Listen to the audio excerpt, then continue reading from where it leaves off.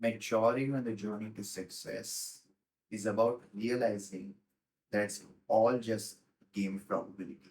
And when it comes to probability, it's a game of repetitions. So, in this video, I'm going to be talking about what it's like on the journey to success.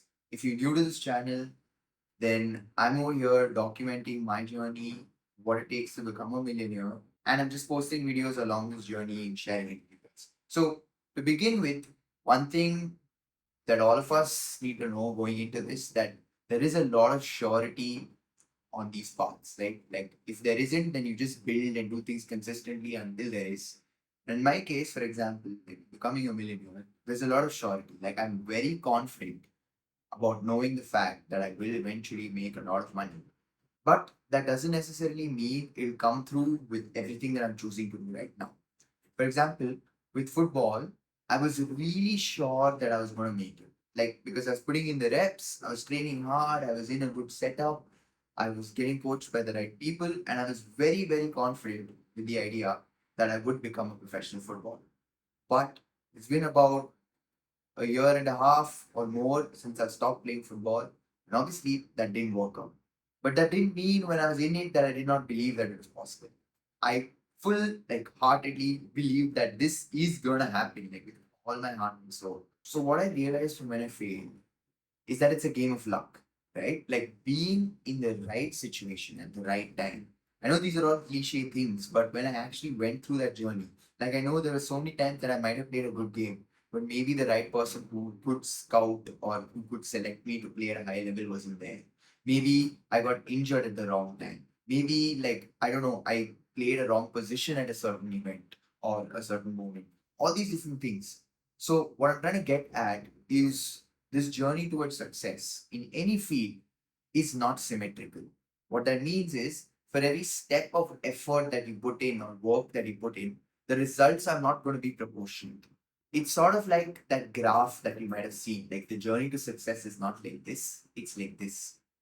And then suddenly, maybe someday it'll all work. So basically, what that means is you can put in 10 steps, but your 11th step might just be another failure. But maybe your 15th step might be your like moment of success. So what that means is it's a game of probability, right? Like with luck involved, there is probability. So the odds of you achieving something are just measured by the number of times that you do it. And in games like money and success and all of that, the odds are always going to be in your favor as long as you survive. So what that means is if you try to do something and try to attain your journey, like I try to attain success through it, and you fail, as long as you don't die, you don't go to jail, or you don't get into some sort of serious trouble where you have to run away and stay like undiscovered for a really long time, you are still in the game.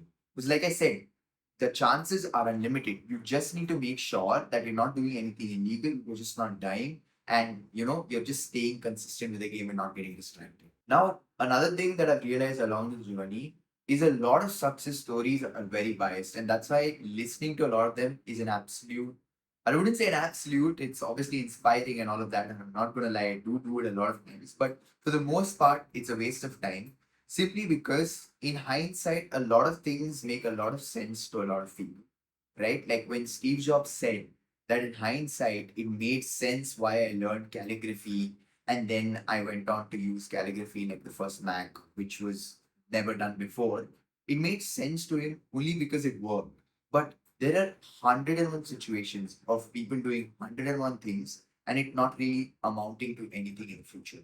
So what I'm trying to get at is when you're listening to successful people, just be aware that yes, for them, like whatever they did made a lot of sense, but that doesn't necessarily mean it's the same for us, right? Because there is like this thing called hindsight bias, which is looking back, everything makes sense. And I do also believe that this is a little pessimistic mentality because you just keep thinking that no, they made it and it's just like something like we should not listen to it and there's no merit to it or it's like useless. That's obviously not what I'm trying to get at.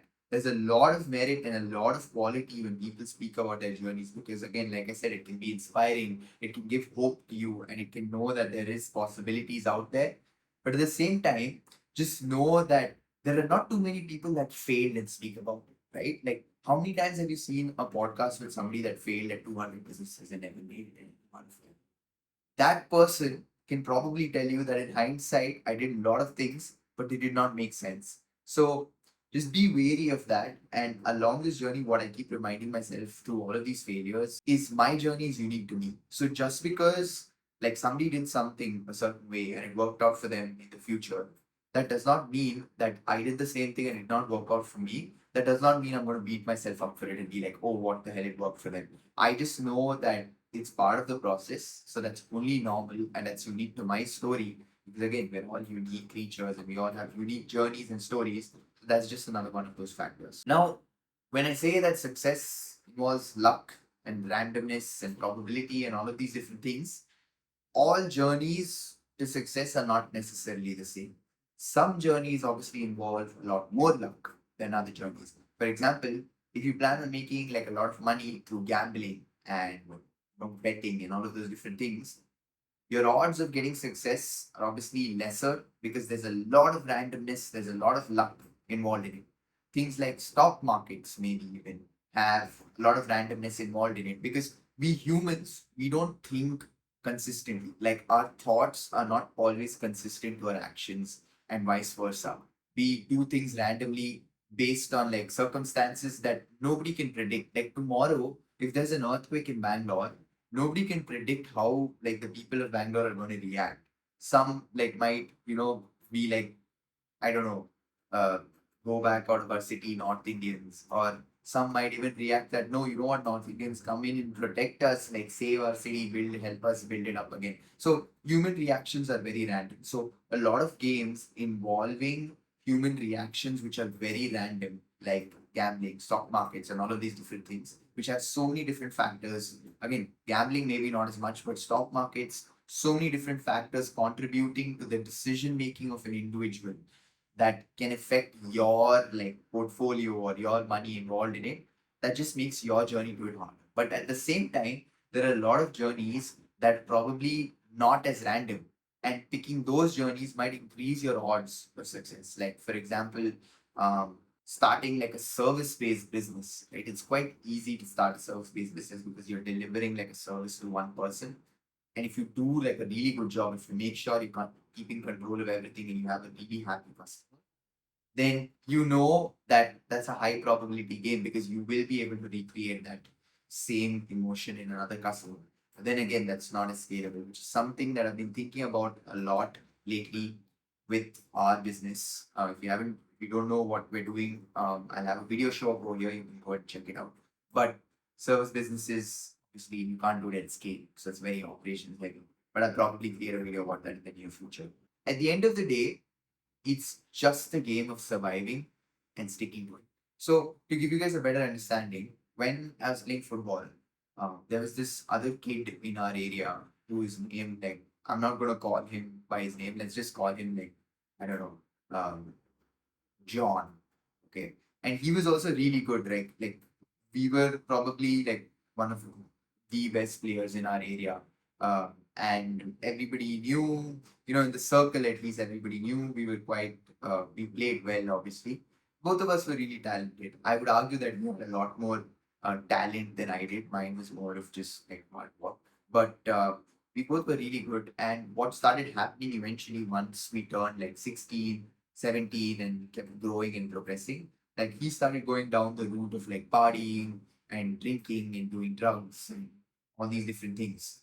And obviously, eventually down that line, I started to notice like there were a lot of differences between the way we played. And it got to a point where the difference was stark. Like he couldn't even play, he could barely even play. And I was still doing all right. Obviously, not great, but I was still able to play and I was all right. So, what I realized very evidently then, and this happened with like a lot of peers in my circle, right? I noticed that they would start doing partying, getting into alcohol and all of that.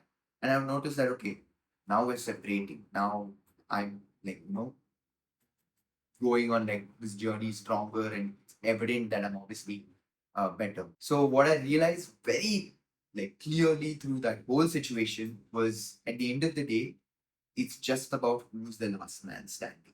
Like if you can continue to play this game as long as you can without again, death is not the only outcome. Like there is sex, there is drugs, there is all these different sorts of like gambling addictions out there that can pull you out of the game. So just staying on course and consistently like focusing on it and trying to get better at it each day.